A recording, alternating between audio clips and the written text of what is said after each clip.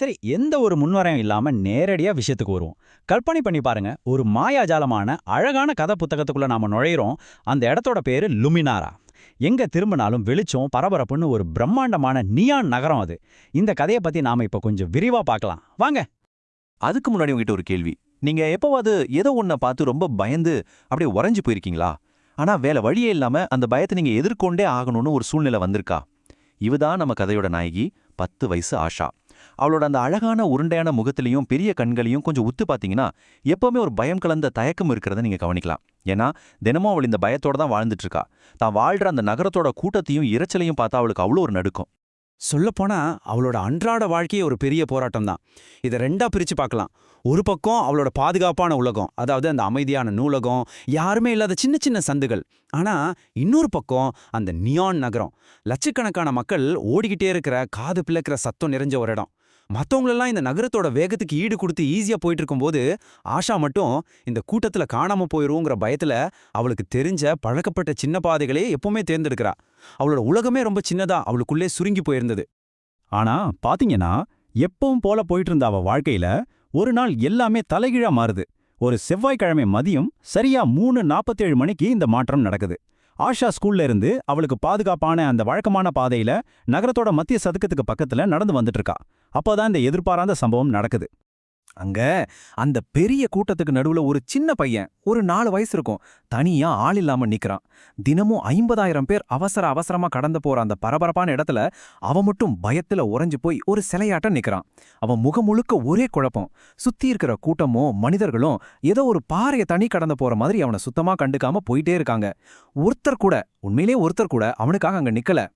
நிலைமை இப்படியே போயிட்டு இருக்கும்போது அந்த பையன் இன்னும் பெரிய ஆபத்துல மாட்றான். பயத்திலையும் குழப்பத்திலையும் வந்த அவன் திடீர்னு ஒரு கடையோட போர்டை பார்த்துட்டு நடக்க ஆரம்பிக்கிறான். ஆனா அது முற்றிலுமா தவறான ஒரு திசை. ஆமாங்க, அவன் அந்த அடர்த்தியான கூட்டத்துக்குள்ள பெரிய ஆபத்தை நோக்கி உள்ள போக ஆரம்பிக்கிறான். இத தூரத்துல இருந்து பார்த்துட்டு இருக்கிற ஆஷாவோட இதயம் வேகமா துடிக்க ஆரம்பிக்குது.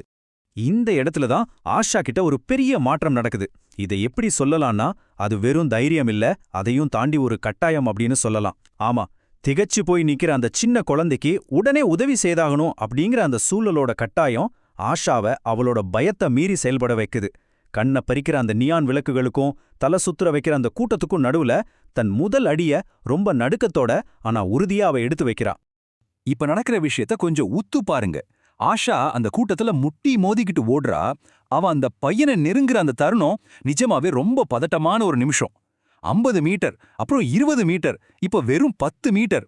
மூச்சு வாங்க ஓட்டிட்டு இருக்கா. கரெக்டா அந்த நேரத்துல டிராஃபிக் சிக்னல் மாறுது. அந்த பையன் வேகமா வண்டிகள் போயிட்டு இருக்கிற அந்த மெயின் ரோட்டை நோக்கி அடி எடுத்து வைக்கிறான். நில்லு, நகர வேண்டாம் அப்படின்னு ஆஷா அவளோட முழு பலத்தையும் வச்சு கத்துறா.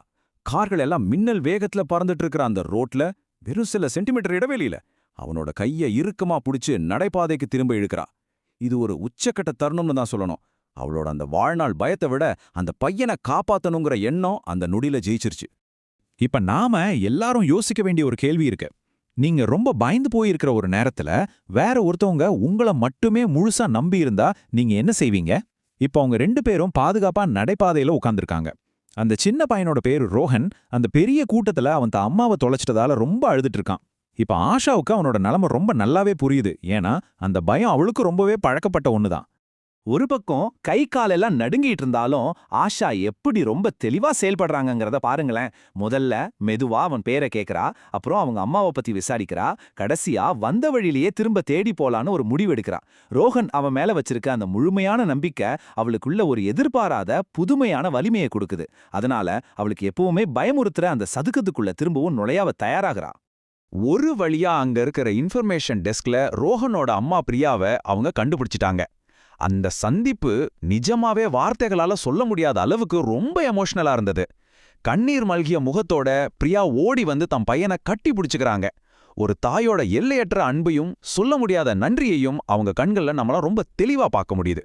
பிரியா அவ்வளோ நன்றி சொல்லும் போதும் ஆஷாவோட பதில் ரொம்ப சிம்பிளா இருந்தது. அவன் தொலைஞ்சிட்டான், நான் உதவி செஞ்சேன், அவ்வளவுதான்.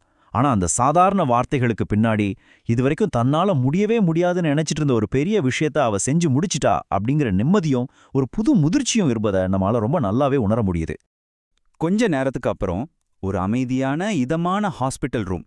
அங்க ஆஷாவோட அம்மா, அவங்க ஒரு டாக்டர், பதறி போய் ஓடி வராங்க.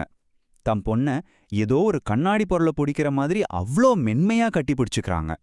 ஆஷா தனக்குள்ளேயே அடைஞ்ச அந்த மிகப்பெரிய வெற்றிய அவங்க அம்மா முழுமையா புரிஞ்சுக்கிறாங்க. இந்த தருணம் பார்க்கறதுக்கே ரொம்ப அழகாவும் மனசுக்கு அவ்ளோ இதமாவும் இருக்கு. அன்னிக்கு ராத்திரி தூங்க போகும்போது அந்த மென்மையான நிலா வெளிச்சத்துல ஆஷா தான் அம்மா கிட்ட ரொம்ப நேர்மையா ஒரு உண்மையை ஒத்துக்கிறா. நான் அந்த நேரம் முழுக்க ரொம்ப பயந்து போய் தான் இருந்தேன். சொல்லப்போனா இப்பவும் எனக்கு பயமா தான் இருக்கு அப்படின்னு சொல்றா. அந்த பையனை காப்பாத்தின அந்த நேரத்துல கூட அவளோட பயம் அவளை விட்டு போகல அப்படிங்கறத அவ ரொம்ப அழகா உணர்த்துறா. இதுக்கு அவங்க அம்மா சொல்ற பதில் தாங்க இந்த கதையோட மைய கருத்து. அதுக்கு பேர் தான் தைரியம் அப்படின்னு அந்த தாய் சொல்றாங்க. ஆமாங்க, உங்களுக்குள்ள எவ்ளோ பயம் இருந்தாலும் செய்ய வேண்டிய கடினமான காரியத்தை செஞ்சு முடிக்க முடியும்னு ஆஷா இன்னைக்கு நிரூபிச்சிட்டான். அதனால நாளைக்கு அவளுக்கு இந்த உலகம் கொஞ்சம் குறைவான பயத்தையே தரும்னு அவங்க அம்மா அழகா விளக்குறாங்க. இது எவ்ளோ பெரிய உண்மை இல்லையா? சரியா 3 மாசம் கழிச்சு ஆஷாவோட வளர்ச்சியை கொஞ்சம் பாருங்களேன். இப்ப அவ புது புது இடங்களுக்கும் யாருக்கும் தெரியாத சின்ன சின்ன கஃபேக்களுக்கும் போக ஆரம்பிச்சிட்டா. அந்த பெரிய சத்தமான நகரத்தை பாட்டு இப்ப அவ பயத்துல உறைஞ்சு போய் நிக்கிறது கிடையாது. அதுக்கு பதிலா கவனத்தோடும் நாளுக்கு நாள் அதிகமாயிட்டு வர தன்னம்பிக்கையோடும் அந்த நகரத்தை சுத்தி வர்றா.